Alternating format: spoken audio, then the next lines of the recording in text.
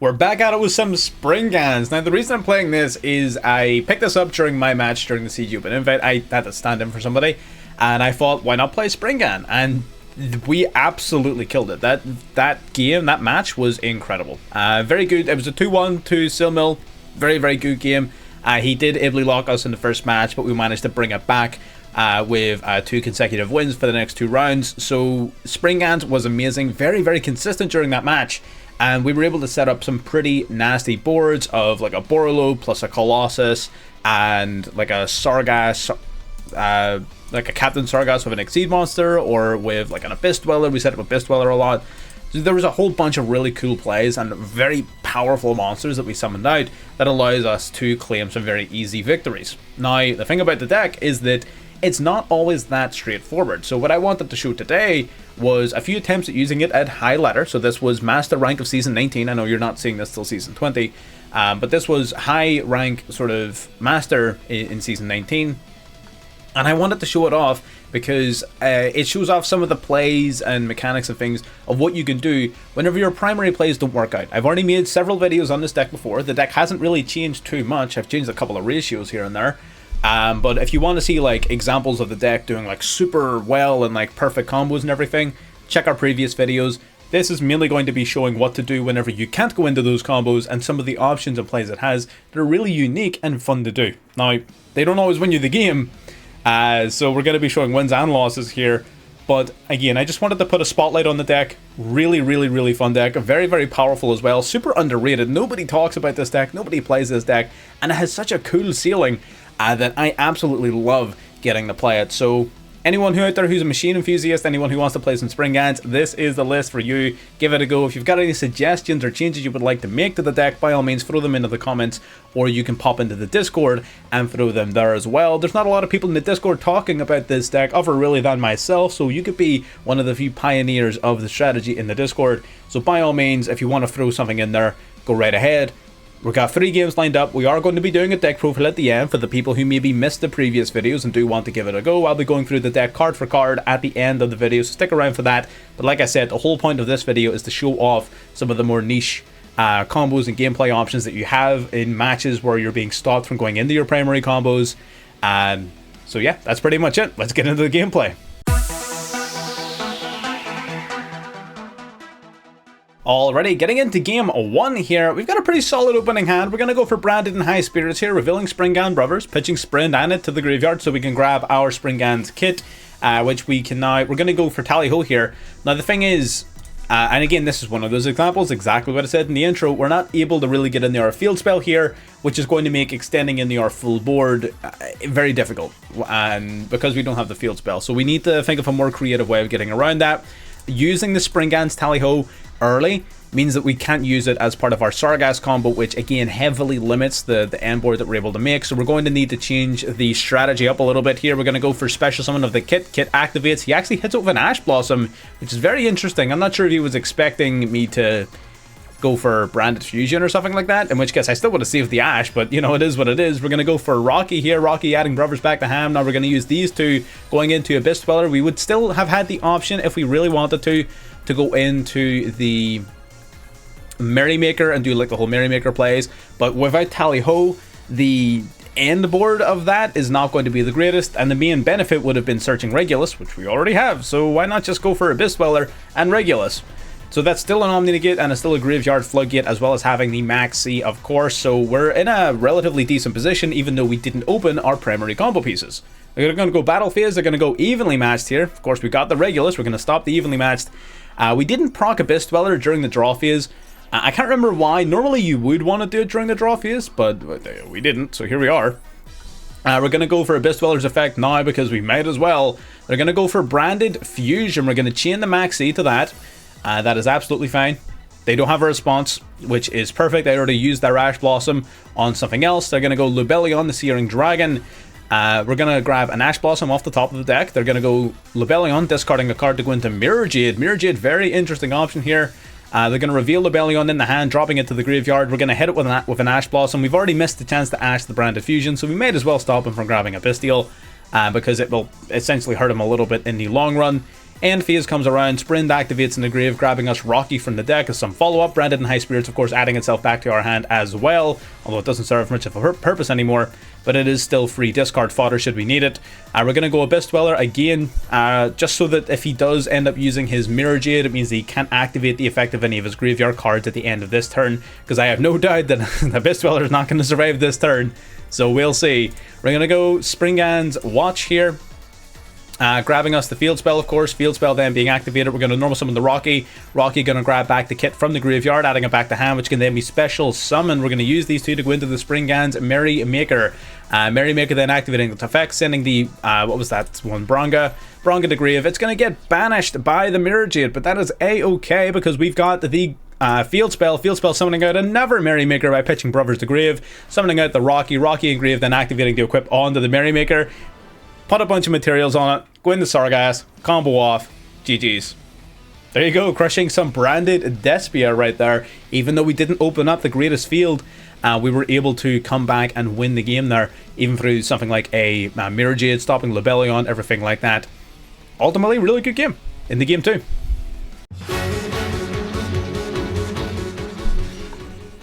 Already getting into game 2 here. Our opponent's going to be going first. If I can speak, god damn, we're gonna go Wisdom Eye Magician so they can Pendulum Summon out basically their entire fucking deck. They're gonna go for the Performapal Sorcerer. There's not really a ton of good Ash targets past this. Yes, you can Ash Electromite, you can do whatever, but they're not gonna be nearly as impactful as ashing that in my opinion. Maybe I'm wrong, sue me. They're going to play the Astrograph. They're going to pop a card, add an Astrograph back to hand, and I believe they get the special summon the Astrograph directly from the hand here after triggering off the Electromite and the double Iris Magician to get searching. They're going to go Astrograph Sorcerer, summoning itself out to the field. They're going to be setting up a bunch of interruptions here, so let's just turbo through it because I'm going to be honest, I don't think I have the lung capacity to cast over a Pendulum Magician turn here, so we're just going to start letting them play the game. They're going to get popping and searching and popping and searching and drawing and searching and popping and searching and summoning, and yeah, this deck is confusing even still to me. I dare say it's not even going to be as complicated as many people make it out to be. Again, it's just a lot of plays. They just do a lot of stuff. They're going to go Dweller here, and there we go. So yeah, all of that for a 2-mat Apollousa and a Dweller. Yeah, GG's buddy. Now the problem with this is Dweller really hurts. Dweller really hurts us, because the entire point of our deck, right, the entire point of what we're trying to do is we're trying to set up a Merry Maker, which was then going to fill itself full of materials thanks to the fact that our Springans monsters can equip themselves from the field or graveyard onto our Merry Maker as material to then allow you to go in the Sargass that has a bunch of materials on it, right? So because of the Abyss Dweller, now we're not able to equip our monsters from the grave, which is going to make our life a little bit more difficult. We're going to use our Branded in High Spirits here. We're going to go for Kit. Kit's going to grab us back the Branded in High Spirits. We're going to return it back to the deck because we no longer need it. We're going to go Battle Phase here. He's going to flip up the Trap card, using that to pop our monster. Then the Astrograph, Star Pendulum Graph, as well as the Purple Poison Magician are both going to activate. Purple Poison Magician popping the Kit as well. Star Pendulum Graph, again, you know what? I already survived their first turn. I don't need to see the sequel. I'm good. I've got stuff to do. And there you go. Abyss Dweller, Graveyard Hate, Mudora, Keldo, anything like that. You can use this game as basically a template for most Graveyard Hate based strategies. Shifter, Necro Valley, anything like that at all will definitely hurt this deck and its ability. Now, Abyss Deals don't, because you don't really play a lot of light or dark, but anything else that hits the graveyard will definitely hamper your strategy, so that is definitely something I wanted to point it out in the video. It does have its weaknesses, and that's the whole point of this, is to show off some of those weaknesses as well as things you can potentially try to do to get around them. On this occasion, our opponent just had too much. It is what it is. Sometimes it just be like that. Let's get into game 3. Already getting into our third and final game here. Again, going second. You're going to notice a lot of our games we're losing because we're going second. The deck doesn't play amazingly going first, but we're playing against Traptrix, opening up with their Tantalizing Tune, discarding the Try and Pot of Greed. I don't think so, good sir. They are able to go into Sura, though, and set 1. So that Ash Blossom, high impact, great, love it. However, looking at our hand, we're in an interesting position because our field spell realistically is the only real way we can get plays going. But but to do that, we need to discard essentially our only summonable monster. Having Nemesis Corridor in hand does kind of hurt because it means that we don't have it to search off of our Cupid Pitch later in the game. We're going to start with the field spell, activating the field spell, dropping the kit, getting hit with Maxi. That hurts. Getting hit with Maxi definitely hurts. We're going to use our Great C anyways. We're going to go Merrymaker. Merrymaker sending Bronga to the grave. We're going to use Bronga's effect here. We're going to equip it onto our Merrymaker as material. Fuck it. You're playing Trap Tricks? I'm taking the Maxi challenge, bitch. Let's do it. They do actually go for the terrifying Trap Hole here, but before they're able to resolve it, we're going to chain the Springans Tally-Ho that we already had on our hand. But there's the Ash Blossom. Unfortunate. So Ash Blossom stopping the Tally-Ho, and then their Trap card, of course, getting rid of our Sargass is going to put us at a major disadvantage. Merrymaker, of course, still getting banished. They're going to go Sura, summon out Myrmilio. Myrmilio then popping our field spell as well. That's going to trigger off the Sura to set the trap that summons itself as a monster. I forget its name. We're going to use this effect here. We're going to grab Springan's Watch, activating our second field spell. Then we're going to go for Springan's Watch here. We're going to grab the Springans Rocky, sending Brothers to the grave. We're going to normal summon the Rocky. Rocky then targeting Brothers and grave to bring it back to hand. I'm talking So Nemesis Corridor coming out. We are going to use the Nemesis Corridor to go into the Colossus. Colossus, again, we're letting our opponent draw cards, and it's painful, I know, but we have to do something. If we can remove a bunch of their monsters, we're going to remove some of their follow-up, and hopefully try to limit their ability to play the game. Colossus should be able to stop them for searching for cards at least, so it might stop something like a Diona or Myrmilio, anything like that. They are going to go for their Trap Tricks Exceed monster, which is very interesting. So they can go into Zeus, which makes a lot more sense. Zeus then going to wipe out the board, so very unfortunate. That plan was short-lived at best, but we're going to need to see if we have any other options we can use to try and keep up. We've drawn the Sprite Smashers, which is a pretty decent card in this deck. We're going to use, this is a pretty neat interaction you don't see very often. Tally-Ho can detach the material of an Exceed monster on the field to add itself back to hand. But no one said it had to be your Exceed monster, so we detach a material off of his Zeus to add this back to hand. Now the only thing is you can't actually use its main effect on the turn you add it back, but we weren't going to be able to extend into that anyways, so I'm not too worried about it. We're going to get hit with Maxi again, man. The back-to-back Maxi challenges. Maxi really does hurt this. It is one of the big counters to the deck. We're going to summon out Rocky here. Rocky then grabbing back the field spell from the grave. We're going to activate the field spell, giving us at least something. We're going to use its effect, ditching the Brothers, summoning the Merrymaker. Merrymaker activating its effect to Foolish Burial a Springan monster, while Brothers is going to use its effect to special summon one back from the graveyard again. A lot of combo plays and things going on in this deck in particular. We're going to send the Bronga. Brothers then activating its effect to equip onto the Merrymaker as material. Bronga doing the same. So now we got a 2-mat Merrymaker, allowing us to go into a 3-material Sargass. Sargass then, of course, would normally be able to search our deck for a Springan card here. I'm not sure if we get interrupted or not. They're going to go for the Phantom Knights card, triggering off the Sura to summon Pudicia. They're going to get rid of our Sargass before it can even do anything. Massive blow to our follow-up here. Battle phase, all we can really do is take out the Sura and hope for the best, but that Zeus is going to grab him then another material. We're going to use these two. We're going to go into Baguska. Baguska hopefully going to buy us some level of time, but our opponent has been drawing a ton of cards off of that Maxi. But what do you want me to do, right? Kit does activate and everything here, but of course it's negated. Hopefully just giving us a wall of defense, but they've got their new Link monster on the board, activating its effect. They're going to negate the Baguska's effect, popping it as well, which is very unfortunate. Their Trap Tricks monster can't attack this turn thanks to our field spell, but that doesn't actually do much for us, right? Hopefully it'll buy us a turn. I don't even know if it's going to do that. They're going to go Rika Queen. They're actually playing Rika here. I'm not sure if they're actually playing a Rika like engine or deck, or if it's just this Exceed monster, but it's definitely pretty damn cool. They're going to go for the Royal Field Spell as well, activating it, summoning and activating Diona, summoning it Myrmilio popping the field spell, and they're going to go Gaga Magician. That's going to use its effect, detaching one, going to bring back a monster from the graveyard, and they're going to use these two in a Exceed summon for the Utopic Draco Future. This guy is on some fucking wild shit right here with this Trap Tricks deck. I absolutely love it. They're going to use the field spell, banishing their Link monster, summoning out Diona yet again, going to use its effect to set a trap card back from the graveyard. Our Holtia going to use its effect to summon out Myrmilio from the graveyard, and look at the amount of damage they got on board. They got 16, they got 17, they got 2k, and lastly 3,000 from the UDF. We tried our best. We had some spicy plays. We tried coming back from that one. The double Maxi definitely hurt. And our opponent had some really, really cool plays in response, so I can't be too mad. It was a good game. They had me talking at a million miles an hour there for a second because they were doing so much. Damn. Oh, Master Duel would be good training to be an auctioneer. That'd be funny. Anyways, let's get into the deck profile so we can talk about it. Alright, so we're in the deck profile. We can chill. We're not being harassed by trap tricks anymore. We can actually talk at a regular pace.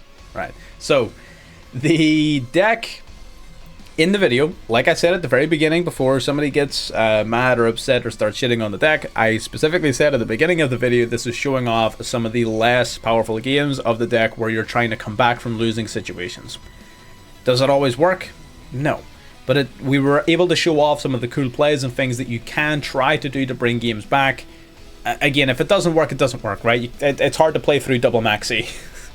It just be like that. It's hard to play through Dweller. It's hard to do these things. But it's important that we look at it and show them off because ultimately you're going to face them. It's going to happen. So it's important that you know that these things are going to happen. If you want to see like idealized combos and everything from when the deck does well, you can check our previous videos on Springan, which I will link below if I remember to do that, but I will try my best. And that's going to show off like the full sort of power of the deck. And you can even check back at the round 2 highlights of the CG Open Invite where I played this deck and we put up some crazy boards. And that was sort of the basis of this video, right? Because I did really well in the event. I thought, you know what? That's not a fair representation of everything that happens with this deck. There are certain situations where it's maybe not so great, so we need to show that off as well. So here we are. Definitely a sort of big favorite of mine. I love playing this deck. I don't know why. It's not like super versatile. It's very fun though. I don't know why I like it so much, but I keep coming back to it. I really do like this deck. If I had to pick an Exceed deck to play, this would probably be top 3 or top 5 for sure. Let's get into it. So, hand traps. We're playing the triple maxi, of course. Triple Ash Blossom, of course. We got double Call by the Grave and single cross out because we need to stop Maxi. Maxi is the damn menace. We need to ban that card, please. We got evenly matched, triple to help us with going second, because like I said, going second is a bit of a problem. And we've got the double infinite impermanence. So you can do whatever you want with those slots. We were playing 14 hand traps. You can play 13 cards if you want. Bring it down to 40, it's up to you. There is a couple of cards you really don't want to be drawing in the deck, so playing more than 40 usually isn't a bad thing. I would want to play this deck closer to 44 or 45 cards, just to lower the possibility of you drawing in your Mecha Phantom Beast or your Nemesis Corridor. It might help you with certain bricky situations, plus it means you've got more tools at your disposal, but I'll leave that one up to you. So let's talk about the deck. So we got the 2 bricks. I'll very briefly talk about these. This is here purely to be summoned off of your Aurora Dawn to enable your combo plays. Your Nemesis Corridor is purely here to be searched off a Cupid Pitch to go into Colossus. These 2 are bricks. But they're good, right? They're searchable, very useful cards, but you don't want to see them in your hand. The Springan monsters, we've got Rocky. Rocky on summon's going to grab back a field spell from your graveyard or a Springan's monster, which is very handy. Normally you're going to want to use this card to grab back some of your extenders like Kit. Very good card. We've got Springan's Brothers. This card, when sent from hand or deck to the graveyard, will target a Springan monster in the grave and special summon it. Usually something like your Rocky, so you can recycle something back, like the Brothers that just summoned it, which is a neat little combo for sure. Springan's Kit on summon can search your deck for a branded spell or trap card. We're going to be playing Branded in High Spirits. And then you return a card back from your hand to the deck. It can also return cards from the graveyard to the hand, so you can recycle back a Branded in High Spirits from the grave to then be searched later in the game. Likely just as discard fodder though, it doesn't actually do very much. This card can also special summon itself if you have a fusion monster in your graveyard that lists the Fallen of Albaz on it, right? So if you send Sprint to the graveyard, which is what you're going to do off of Branded in High Spirits, you can then start special summoning the Kit directly from the hand. Normally the way the combo works is that if you have 1 Kit and it's your only monster, you normal summon it, search Branded in High Spirits, use this, send Sprint, discard a card to search for another Kit, and now you can special summon your second Kit, and there's a rank 4. That's generally how it works, although it's not something you'll do very often. Bronga. Bronga can banish itself and another Springan monster from the graveyard to add a Springan card from your deck to your hand. Very useful mechanic. Not only does it allow you to search for an additional card, which could be your Smashers, could be your Tally-Ho if you get negated, could be your Watch if you need to continue extending. It also means that you have a way of banishing a card, guaranteed, which means that your Corridor is almost always going to be live. A problem that some decks have with Corridor is that if their plays get interrupted, they don't always have a banished card. Bronga enables that because you're able to manually banish this card from the graveyard in order to search, which is very, very useful. Captain Sargass. This card is... it's one of your primary forms of interruption. This card isn't as common. You'll not use this every single game like you would some of your other ones. Basically, during your opponent's turn, you can detach a material from an Exceed monster you control to target a face-up card in the field and destroy it. This works especially well alongside the Gigantic Champion Sargass, of course, because of this monster has a... Yeah, if material is detached from a monster in the field, Exceed material, you can target a card on the field and either destroy it or return it to hand. So essentially, if you have Sargass and Sargass, both of them on the field, you can activate this effect to essentially pop a card and then either pop another card or spin another card. So you remove two, which is handy. It's pretty neat. Not something you'll do every single game, but if you have the ability to extend into this card, which sometimes you will, like I said, off of Bronga, maybe grabbing a Smashers from deck Bronga grabbing a Watch from deck. If your combos go particularly well, sometimes you will end on a Sargass. I'm pretty sure in our round 2 highlights, I ended on a Sargass in that particular video, so it might be worth watching. And what do all of these monsters have in common, bar Kit? They all have another effect that I didn't mention. So all of these cards have the effect of equipping themselves from the hand, field, or graveyard. From the hand, field, or graveyard, normally the graveyard. But from hand, field, or grave, you can equip all of these cards onto a Springan Exceed monster as Exceed materials. And that's very important because generally speaking, you want to use your Merrymaker as material to go into Sargass, and you want your Sargass to have at least 3 materials in order to get the maximum value out of its effect. Now you can work with less, but ideally you want to have 3. We've got Regulus. Regulus is very easily searchable in this deck through the likes of Genius, through your Sargass, through a bunch of different card effects. So Regulus is definitely very, very strong. Easily summoned, Omni Negate, amazing card. We have Springan's Watch, which is amazing. Now, it's amazing in the context of the field spell. So let's talk about the field spell first. Field spell is astonishing. This card is so good. If you don't control a Springan Exceed monster, you can discard a Springan card to special summon a Springan Exceed monster from your extra deck. And that's it. You just basically get to cheat out a Merrymaker, which is amazing. It starts off your whole combo. Merrymaker then, of course, does its whole effect and everything. So the Great Sand Sea basically allows you to just put an Exceed monster on your field, which is amazing. Next to that, we have Springan's Watch, which has 2 effects. Number 1, if you don't have the field spell, you'll use this to grab the field spell. If you do have the field spell, that's when things get spicy. So instead of searching for another copy of it, you can instead add a Springan monster from your deck to your hand, and then send another one from the deck to the graveyard. Now that is particularly great, because of course you have the likes of Brothers and Bronga, which you really want to see in the grave, and you have the likes of Rocky and Kit, which you really want to see in your hand, because you can use them as either a decent normal summon, or as special summoning extenders. So Springan's Watch, if you're able to resolve the secondary effect of this card, you get a ton of value. It basically mono sets up things like Abyss Dweller and stuff. So Springan's Watch is pretty amazing. We have Springan's Booty, which can also... it discards main purpose is that it can send itself from the field to the grave to search for the field spell. Because again, the whole deck sort of centers around the field spell. That's why you noticed in our gameplay we didn't get to resolve it a lot. Because when you do resolve it, you tend to win. You tend to just win. So in this particular case here, it also has another effect that I never ever use. If a face-up Exceed monster leaves the field, target an effect monster opponent controls, and it's negated for this turn. Yeah, you never use that effect. This is basically just extra copies of the field spell. Let's be real. Branded in High Spirits, we've already talked about this. You can reveal a monster in your hand and send a level 8 fusion monster from your extra deck to the graveyard that has the same type with 2500 attack or defense. So basically, reveal a machine, send Sprin to the graveyard, and then you can discard your machine in order to search your deck for a monster that lists the Fallen of Albaz in its text. So Kit. Basically, Branded in High Spirits will discard a machine, send Sprin, grab a Kit. And then Kit can special summon itself now because you got Sprin and Grave. This card can also be searched off of your Kit. So that's the idea. It's basically, its main purpose is that it makes a few rank 4 exceed plays very easy. It makes your Merrymaker significantly easier in situations where you don't have the field spell, but like I said, you play like a million copies of this damn thing. Sprite Smashers. This is a card I was initially playing at 3, and it's something I would definitely be tempted to bump back up to 3, for sure. I think this card is amazing.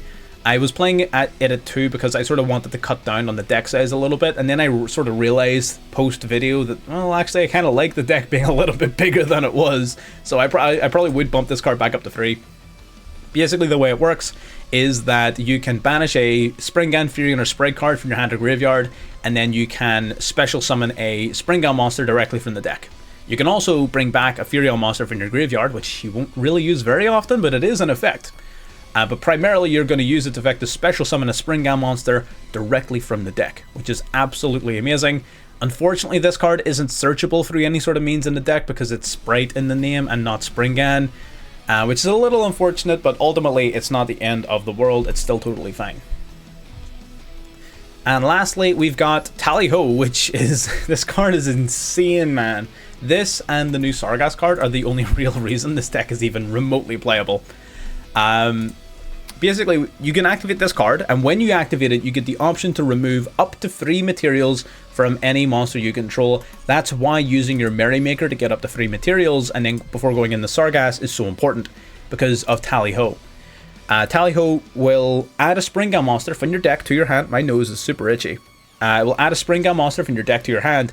Then you can special summon from your hand or graveyard Springan monsters up to the number of Exceed materials you detached from your monster upon activation. So if you activate this card and detach 3 materials from your Sargas, which is what you'll normally do, you'll search for a monster, then you get to special summon 3 monsters from your hand or graveyard.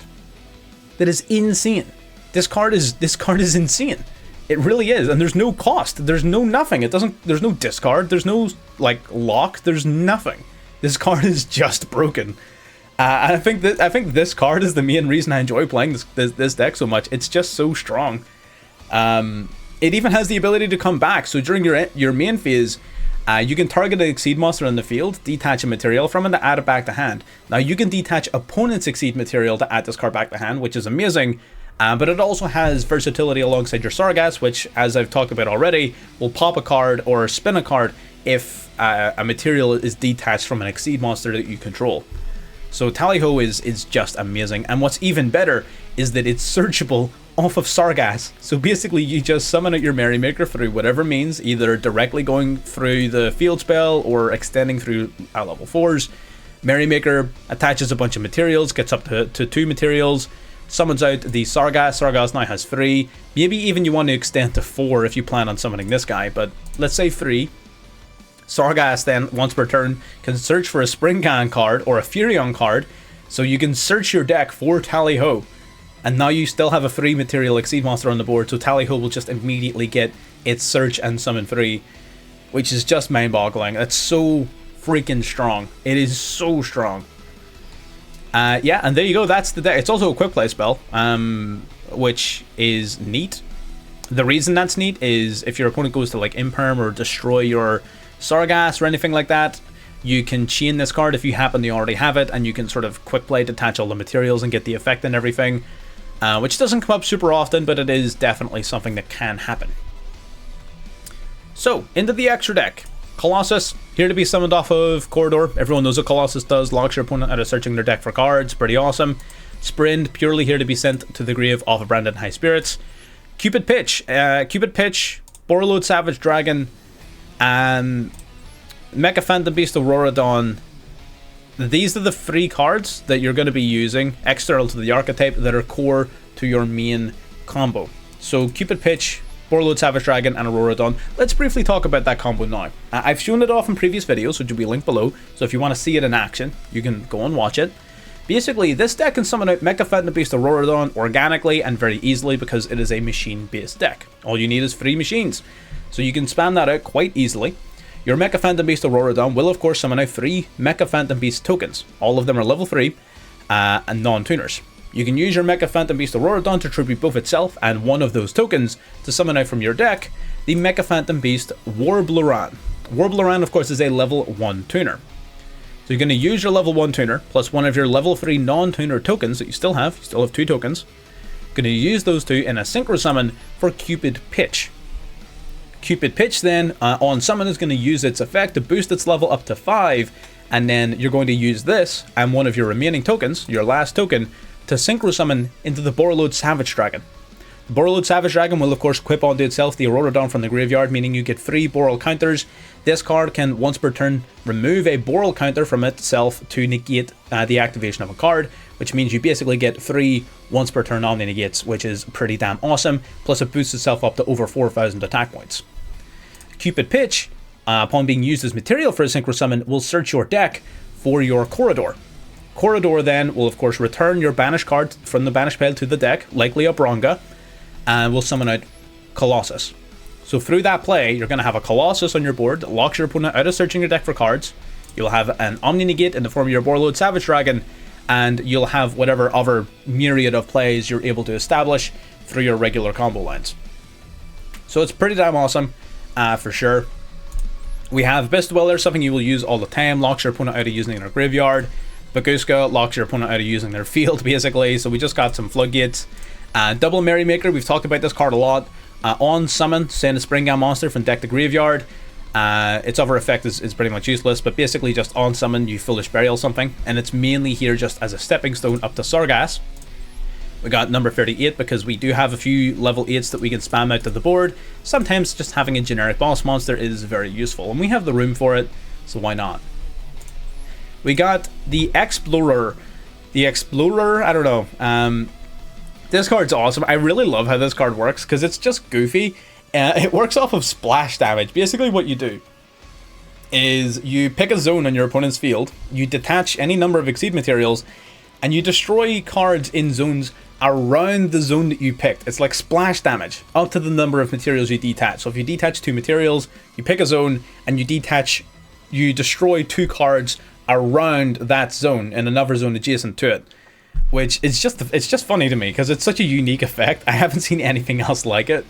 I just love how thematically like cool that is, like the whole artillery, like you're sending an artillery shell, bang, blows up, that's just cool to me, right? Alright, leave me alone, alright? I'm a nerd. I just think that's so cool. We've got Sargass. We're running double Sargass. You can get away with 1, but I think double is nice. You can summon this card on top of any of your Springan cards, so basically you're just going to summon a Merrymaker, use your Springan's effects to attach them all as material to this guy, and then you can just overlay Sargass on top of it. We've already talked about this guy's effects mostly. You know, once per turn, search your deck for a Springan or Furion card, and then the whole destroying a card whenever a material is detached is pretty damn dope as well. So this card being able to search for Tally Ho is where you're normally able to set up your Auroradon, because literally all you need is to go into Merrymaker. Merrymaker sets up your Sargass, Sargass searches Tally Ho summons like 3 machines, there's your Auroradon, and then you can just go into your Auroradon line, which is, it's just nutty, right? We've got Quillport Genius. I very rarely use this card, so this is here in like a perfect world where your opponent has 0 interruptions. If you're able to set this up before using Tally Ho, and if you summon monsters to both of its zones, you can... now, it has to happen at the same time, so it can only be done through Tally Ho. You basically get to grab a level 5 or higher machine from the deck and add it to hand. So basically, if you're able to resolve that, you can search your deck for Regulus, which is a very powerful card, and it's only 1 extra deck slot, so I definitely think it's worth running, but it's not something you're going to resolve every game. Now, we've actually got an IP Masquerena in this deck, which I can't really... I'm going to be honest, I was playing Avermax at one point, and then I took it out, and I think I just forgot to take out the Masquerena. This card... Oh no, sorry, this card was here specifically for dealing with... What's the name of it? Ibly. So like I said back in our round 2 highlights video, I got Ibly locked, so I did. I didn't want to play Lingeribo because I thought that was a bit weak, so I wanted to play Masquerena instead, but this card is definitely not necessary. That was more of a matchup specific thing. You can put anything you want really in this final spot here. There's not really one particular card that sticks out or screams at you as the you must play. So you play whatever you want in this zone. If you are worried about an Ibly, Lingeribo is likely going to be the best option for you, just because it stops you from getting locked out by that, and getting special summon lock with this deck does mean the end of you, so it might be worth preparing for it. You do have the open slot, but if there's any particular card here that you want to play instead, then by all means, play it right there. I'm going to put Lingarebo in this slot for now. And lastly is Auroradon, which we've already talked about. So that's the deck. Again, it's really not all that complicated. The combo, once you've done it a couple of times, just makes sense. It's really not that complex. It's a fun deck to pick up. It's a fun sort of different strategy. It's relatively cheap as well. Like, in terms of the main deck, it has 1 UR, it has Regulus. So, which you can get away with not playing. You'll be handicapping yourself, but you can get away with not playing Regulus. So it's a very, very, very affordable deck. The only real extra deck cards that are worth anything, again, Auroradon is a fairly generic card. Most people should have this. I suppose newer players probably don't have this. Auroradon, you would need 1 Sargass. You would need the Savage Dragon and the Thunder Dragon Colossus, which are both super generic cards. You should have those cards. Colossus and Borreload, you should have these. If you don't have these, you're not going to regret crafting them. They're fairly generic cards that you will be using in a myriad of different decks. So the only real ones that you need to craft for this deck is Sargass and Auroradon. Anything else is not core. Like Harbinger, not core. Explorer, not core. It's just cool. Like you'll not often use this card to any serious extent. It's a nice follow-up sometimes off of the Great Sand Sea, if you know all's going well. But it's 100% a win more card. It's definitely not something you need. So if you don't have it, don't worry about it. You can still play the deck without it. The only real UR monsters you need are Sargass, Auroradon, Borreload, and Colossus for the extra deck. And then Regulus for the main deck is pretty damn handy. So there's 5, 3 of which are super generic. Even Sargass to an extent is generic, because a lot of people will use this in any deck that can summon a rank 8 just to search for Regulus, which is pretty awesome. Honestly, it's a neat interaction. Not really one I thought about too often, but it does allow you to go into a Regulus, which has an Omni-Negate on it, which is pretty dope. So there's the deck. Again, I'm not going to sit and ramble anymore on it. There's some example games. Again, not exactly the most stellar representation of the deck, and I know that's the whole point of the video. So if you want to see more powerful versions or more powerful showcases of the deck, check the links in the description. I'll have them posted there. If they're not there, someone comment and remind me, because I forget things very easily. But either way, that's the deck. Subscribe if you haven't. Like the video if you haven't. And I'll see you next time. Bye-bye.